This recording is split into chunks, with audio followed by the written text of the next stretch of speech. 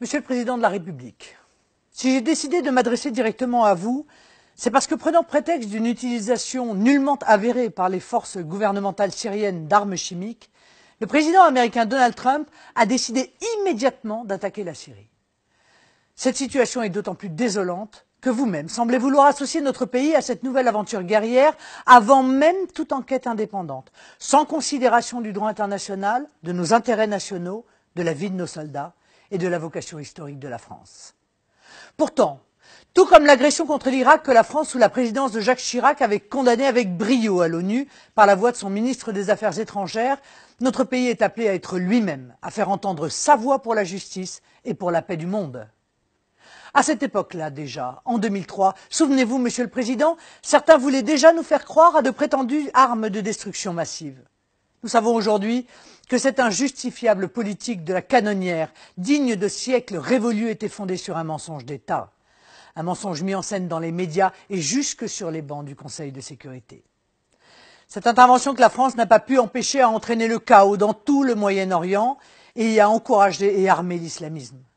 Les attentats que nous avons subis sur notre sol en sont la conséquence presque directe, avec le développement de Daesh au fur et à mesure que s'affaissait l'État irakien. Le même scénario s'est reproduit avec la calamiteuse déstabilisation de la Syrie puis de la Libye, à laquelle nous devons aujourd'hui la submersion de l'Europe par les migrants et l'extension du djihadisme au Sahel et en Afrique de l'Ouest. Vous n'ignorez pas que ces erreurs géopolitiques ne sont jamais sans conséquences pour nous. Aujourd'hui, vos déclarations montrent que votre projet n'est pas humanitaire, mais strictement politique, puisque vous ne cachez même plus que votre intention quasi exclusive est de renverser le régime syrien. Vous nous ramenez aux heures sombres, où l'un de vos prédécesseurs, arguant de prétendues raisons humanitaires, annonçait vouloir renverser le régime Kadhafi. On sait où cela a mené. Je crois que c'est dans les crises que se juge la clairvoyance et le caractère de ceux qui nous dirigent, et plus largement, la qualité des hommes d'État. Qui peut croire qu'en ces circonstances d'une gravité exceptionnelle, la France, qui est un vieux pays, un pays qui connaît mieux que quiconque le prix de la guerre, puisse se laisser entraîner à de telles folies guerrières et accepter à la légère les rôles de caution politique et de supplétifs militaires. Les nations du monde ne nous ont pas fait l'honneur de détenir un siège permanent au Conseil de sécurité de l'ONU pour nous aligner servilement sur la voie et sous la loi du plus fort. Au-delà de cette affaire syrienne, on ne peut que s'inquiéter de la tentation des dirigeants occidentaux à vouloir reconstruire un nouveau mur de Berlin comme s'ils étaient incapables de voir le monde tel qu'il est aujourd'hui.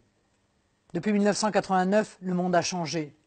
La menace ne vient pas d'États laïques du Moyen-Orient, ni de puissances européennes qui sont de potentiels alliés dans la lutte contre le terrorisme, mais de groupes ou d'États qui aspirent à imposer au monde, au Moyen-Orient, en Afrique ou même en Europe, la dictature théocratique d'un islam politique.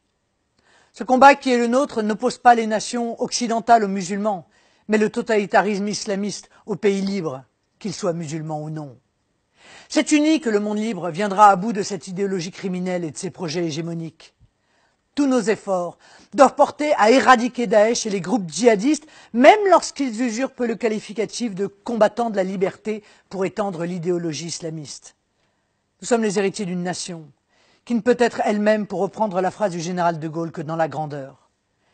La situation exige que la France soit elle-même, digne de son histoire, digne de son rang, digne du rôle que les nations libres lui ont depuis par sa glorieuse histoire conférée. Monsieur le Président, si vous prenez la décision d'une attaque militaire contre la Syrie, vous en prendrez la responsabilité, devant la nation et devant l'histoire.